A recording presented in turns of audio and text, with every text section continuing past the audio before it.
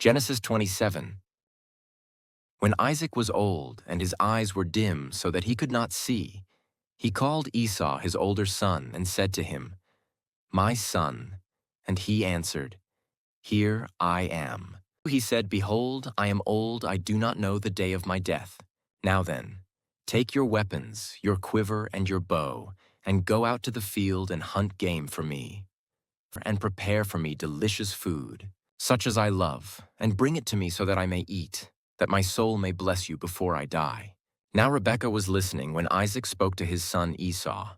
So when Esau went to the field to hunt for game and bring it, Rebekah said to her son Jacob, "I heard your father speak to your brother Esau. Bring me game and prepare for me delicious food, that I may eat it and bless you before the Lord before I die. Now therefore, my son, obey my voice as I command you. Go to the flock and bring me 2 good young goats, so that I may prepare from them delicious food for your father, such as he loves. And you shall bring it to your father to eat, so that he may bless you before he dies." But Jacob said to Rebekah his mother, "Behold, my brother Esau is a hairy man, and I am a smooth man.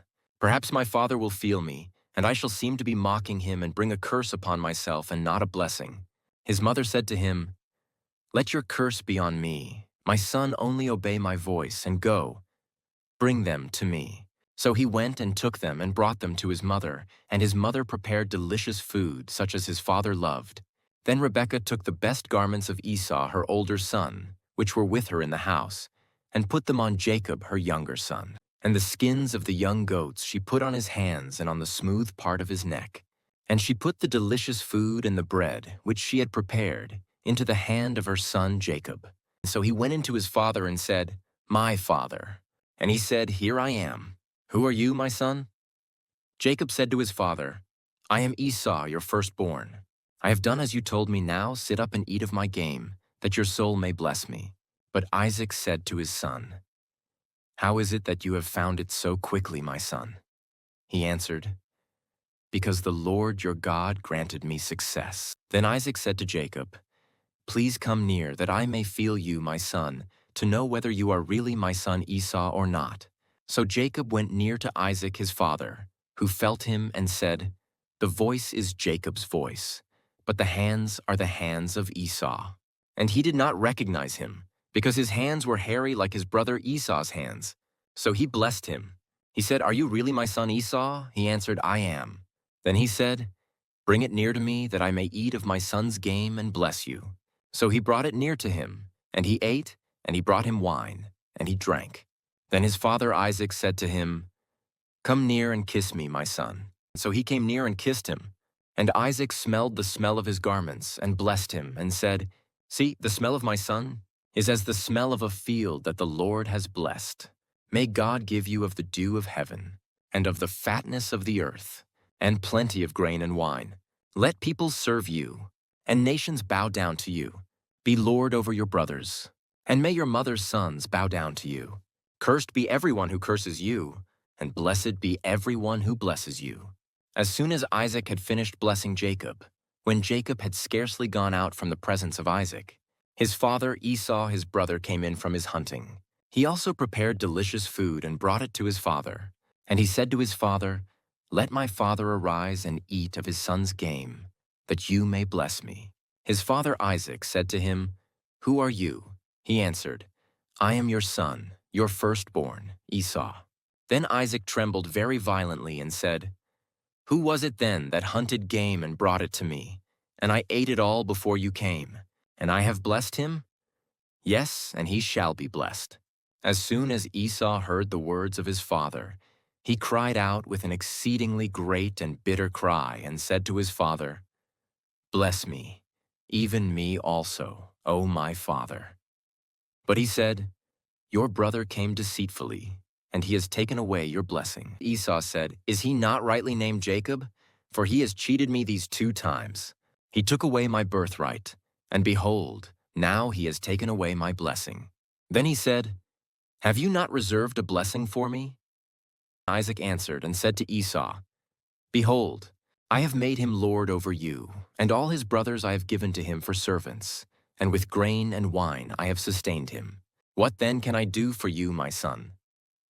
Esau said to his father, "Have you but one blessing, my father?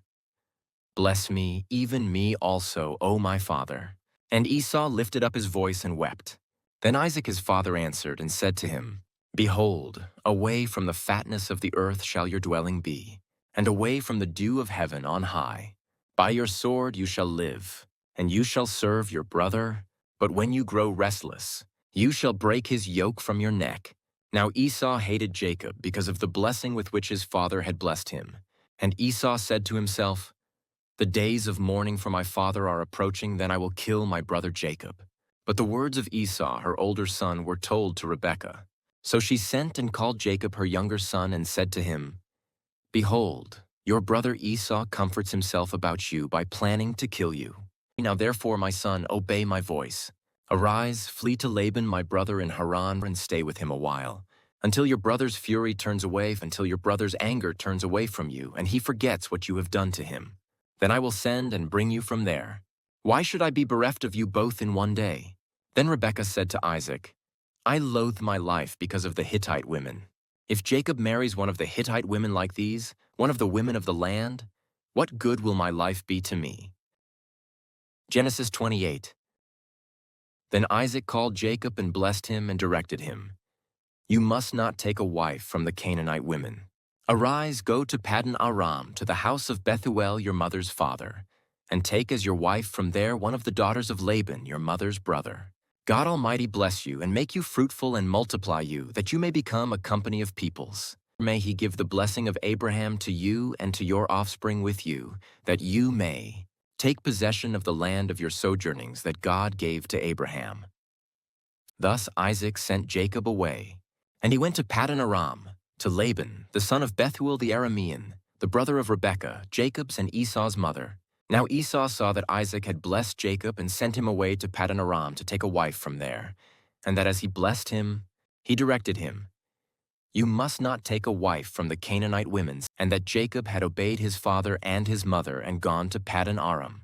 So when Esau saw that the Canaanite women did not please Isaac his father, Esau went to Ishmael and took as his wife, besides the wives he had, Mahalath, the daughter of Ishmael, Abraham's son, the sister of Nebaioth.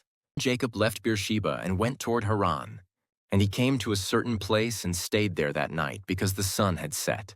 Taking one of the stones of the place, he put it under his head and lay down in that place to sleep.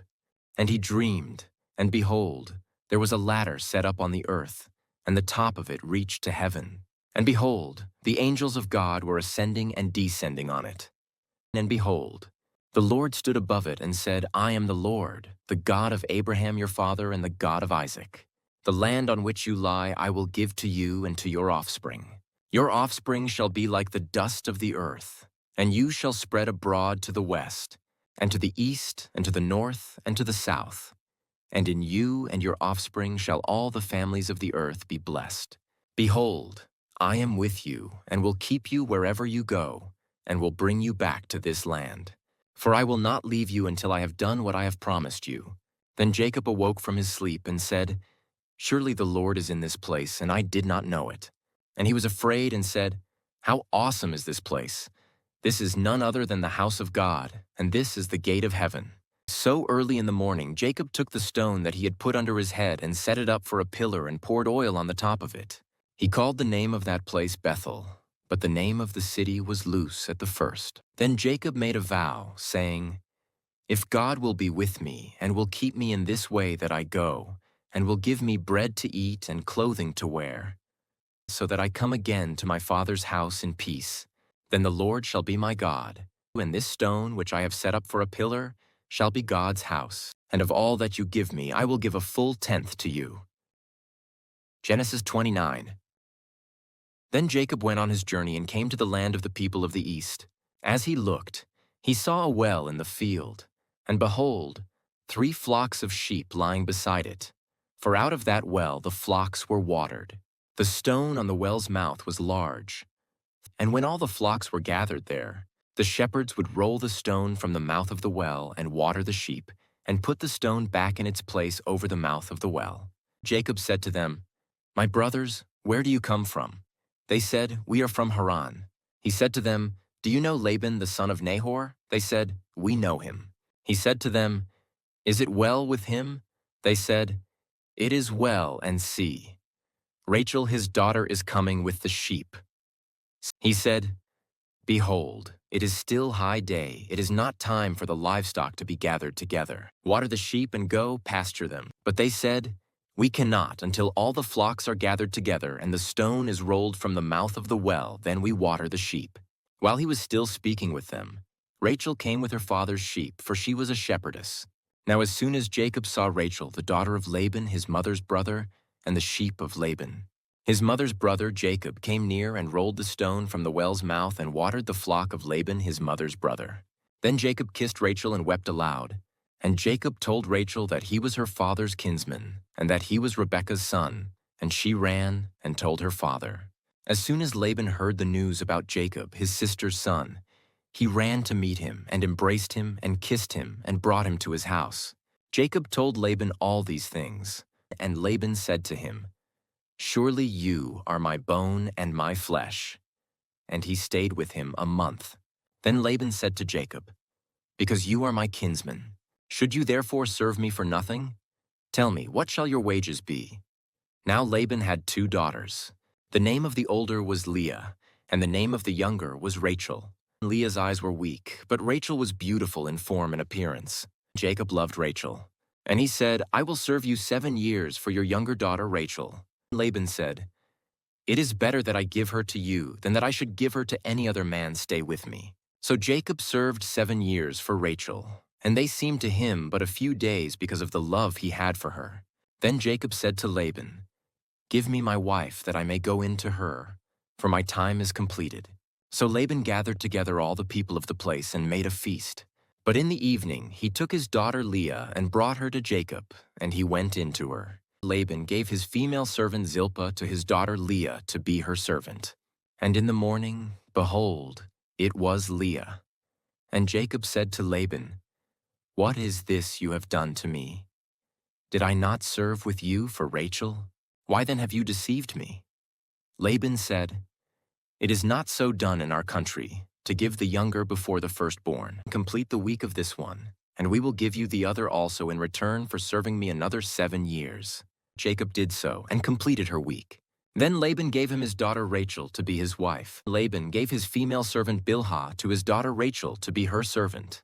So Jacob went into Rachel also, and he loved Rachel more than Leah, and served Laban for another 7 years. When the Lord saw that Leah was hated, he opened her womb, but Rachel was barren. And Leah conceived and bore a son, and she called his name Reuben, for she said, "Because the Lord has looked upon my affliction, for now my husband will love me." She conceived again and bore a son, and said, "Because the Lord has heard that I am hated, he has given me this son also." And she called his name Simeon. Again she conceived and bore a son, and said, "Now this time my husband will be attached to me, because I have borne him 3 sons. Therefore his name was called Levi. And she conceived again and bore a son, and said, "This time I will praise the Lord." Therefore she called his name Judah. Then she ceased bearing. Genesis 30. When Rachel saw that she bore Jacob no children, she envied her sister. She said to Jacob, "Give me children, or I shall die." Jacob's anger was kindled against Rachel, and he said, "Am I in the place of God, who has withheld from you the fruit of the womb?" Then she said, "Here is my servant Bilhah, go into her, so that she may give birth on my behalf, that even I may have children through her." So she gave him her servant Bilhah as a wife, and Jacob went into her. And Bilhah conceived and bore Jacob a son. Then Rachel said, "God has judged me, and has also heard my voice and given me a son."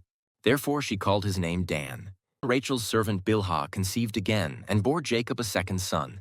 Then Rachel said, "With mighty wrestlings I have wrestled with my sister and have prevailed."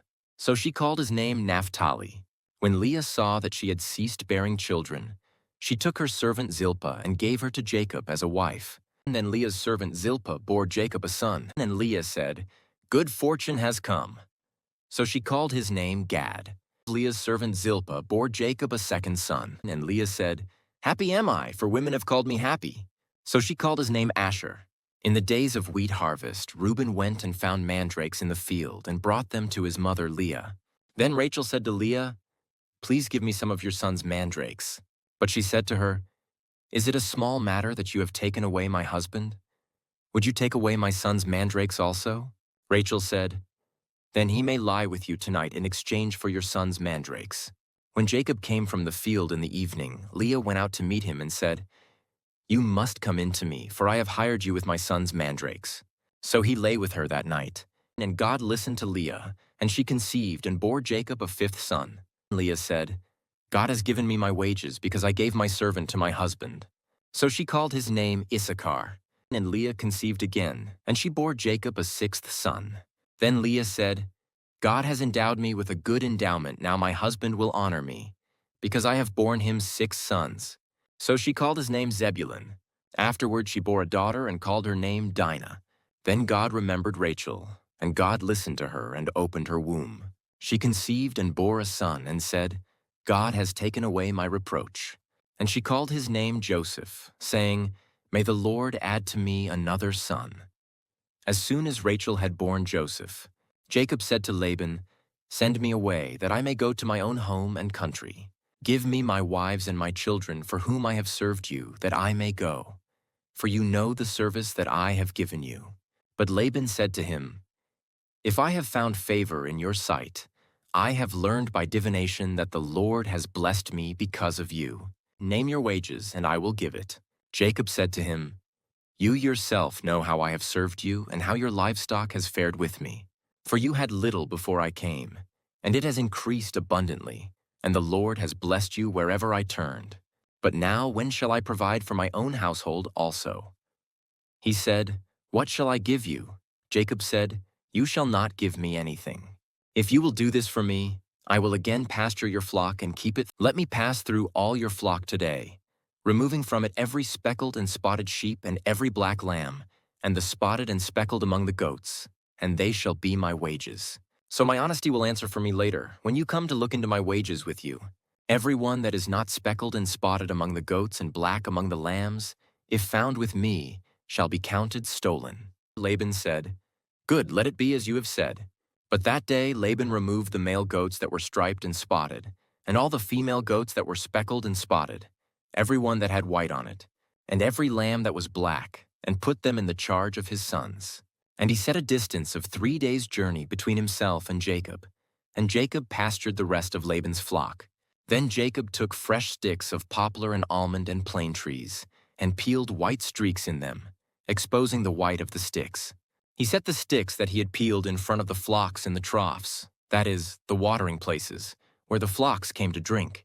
And since they bred when they came to drink, the flocks bred in front of the sticks, and so the flocks brought forth striped, speckled, and spotted. And Jacob separated the lambs and set the faces of the flocks toward the striped and all the black in the flock of Laban. He put his own droves apart and did not put them with Laban's flock. Whenever the stronger of the flock were breeding, Jacob would lay the sticks in the troughs before the eyes of the flock, that they might breed among the sticks. But for the feebler of the flock he would not lay them there. So the feebler would be Laban's, and the stronger Jacob's. Thus the man increased greatly and had large flocks, female servants and male servants, and camels and donkeys.